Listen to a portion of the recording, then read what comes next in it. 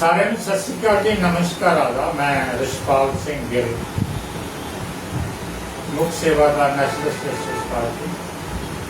आज मैं हिंदी में बात करूंगा क्योंकि हमारे पास मेरे साथ में बैठे हैं डॉक्टर कुमार धर्मेंद्र जी और इनके साथी हैं। और ये दिल्ली से भारतीय प्रवासी जनता पार्टी से हैं, ये आए हैं और ये चाहते हैं कि जैसे पंजाब में 2027 में इलेक्शन आ रहा है,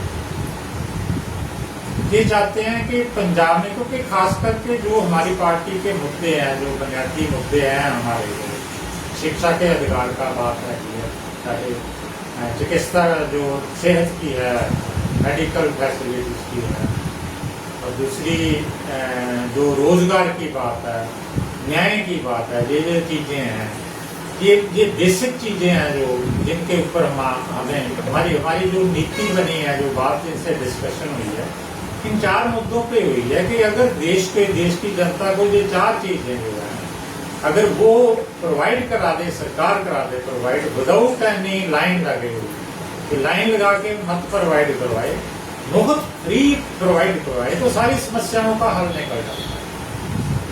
बेसिक चीज है कि जिस चीज पे हम स्ट्रेंथ करते हैं, क्योंकि जो हमारा गरीब है और शरीफ आदमी है, वो इन मुद्दों में उसको जो भड़काया जा रहा है इन सरकारों की तरफ से, वो भड़काया और तरीके से जा पोलराइजेशन लेवल पे ले जाते हैं और पासे ले जाते हैं, लेकिन नौजवान का जो सही जो उनका मुद्दा है उस पर से ये नहीं जाने।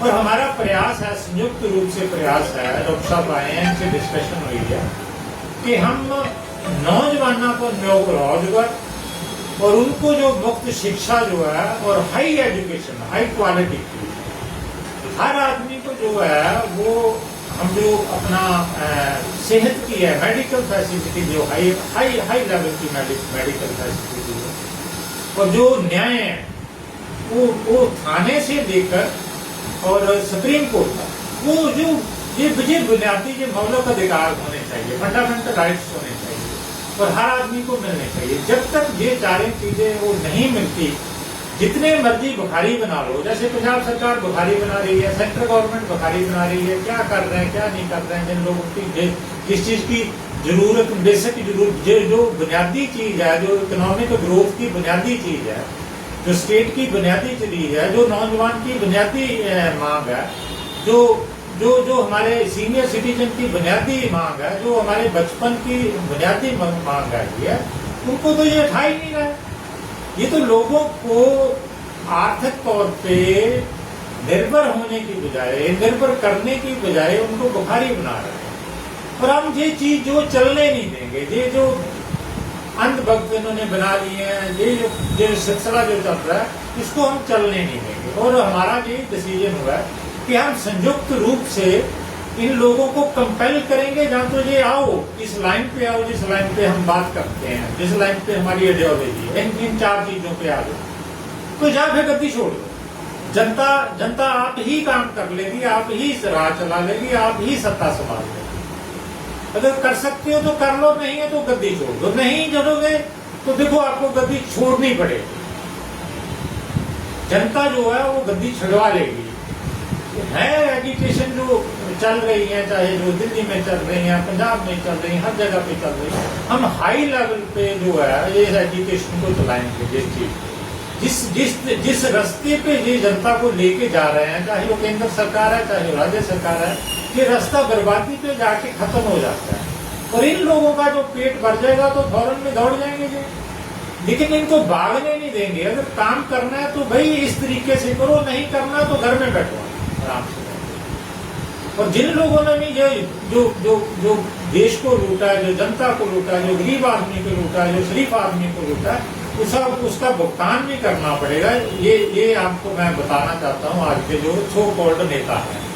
और हम संयुक्त रूप से आने वाले जो इलेक्शन है पंजाब का है, और जितने भी हम ख्याल लोग हैं, उनसे संयुक्त रूप से हम जो बुनियादी चीजें हैं, जिसके लिए हमने फाइट किया, जिन 4 चीजों के लिए, वो संयुक्त रूप में हम इसके लिए संघर्ष करेंगे। और हमें आस है गया कि जनता का हमें पूर्ण सहयोग मिलेगा। तो मैं डॉक्टर साहब से भी कहना चाहता हूँ कि आप भी अगर दो शब्द कहना चाहते हैं तो कि भारतीय प्रवासी जनता पार्टी का पहला मकसद है वासी प्रवासी और प्रवासी एकता। सारी पार्टियां जनता को बांट कर कार्य करती हैं, सत्ता स्थापित करने की कार्य करती हैं। हमारा सत्ता स्थापित करने का कोई मुद्दा नहीं। हम व्यवस्था परिवर्तन चाहते हैं और व्यवस्था परिवर्तन तब होगा जब वासी प्रवासी और अप्रवासी एक हो जाएंगे। हम कहीं पर भी वासी प्रवासी के बीच में कोई झगड़ा नहीं चाहते। हमें उन बच्चों की भी चिंता है जो विदेशों में रह रहे हैं अप्रवासी के रूप में। अगर पंजाब एक मॉडल स्टेट बनेगा तो हमारे वो बच्चे भी वापस आएंगे, उनके ऊपर से भी अप्रवासी का लेवल हटेगा और पंजाब के अंदर वह क्षमता है कि वह एक मॉडल स्टेट बन सकता है। वह कैसे बनेगा, इसका रूट मैप हमारे पास है, जो समय आने पर जनता को मिलेगा। हम बस आप लोगों से यही कहना चाहते हैं, वासी प्रवासी एकता करके, क्योंकि दोनों ही भारतवासी हैं। जब दोनों भारतवासी हैं तो उनके बीच झगड़े क्यों? ये कौन सी ताकतें हैं जो इन दोनों के बीच झगड़े करा देती हैं? ये कौन सी ताकतें हैं जो इन दोनों को बांटकर अपनी रोटियां सेकती हैं? जनता को अब 4 चीजें ही मांगनी है। शिक्षा, हमारे स्कूल, सरकारी स्कूल इतने उच्च स्तर के होने चाहिए,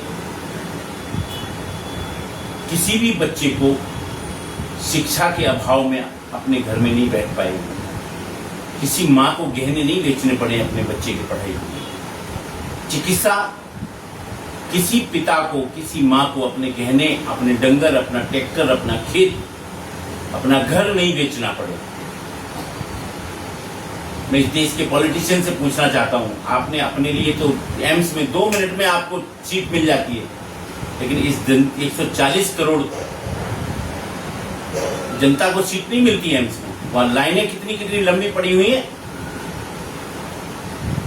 ये देखने की आवश्यकता है। क्योंकि जब आप लोग जाते हैं तो वहां से लाइनों को हटा दिया जाता है, आपको उस डोर से भेजा जाता है जहां पर एम्स बिल्कुल साफ दिखाई देता है। आप कभी सुबह 5 बजे जाकर देखिए कि हालत क्या है एम्स की, हॉस्पिटल्स की, हमारे हॉस्पिटल्स की हालत क्या है।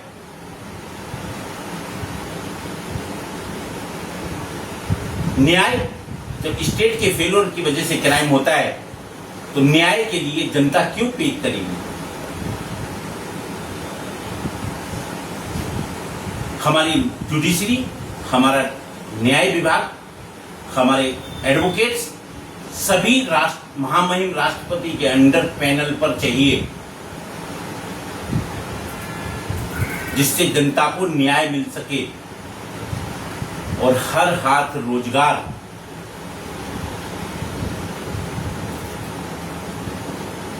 कैसे होगा, इसका रूट मैप है हमारे पास। ये समय आने पे जनता को मिल जाएगा। लेकिन ये हैं 4 अधिकार, शिक्षा, चिकित्सा, न्याय और रोजगार। यह हैं 4 अधिकार। कब दे रहे हो सरकार, बस इतना बता। हम तो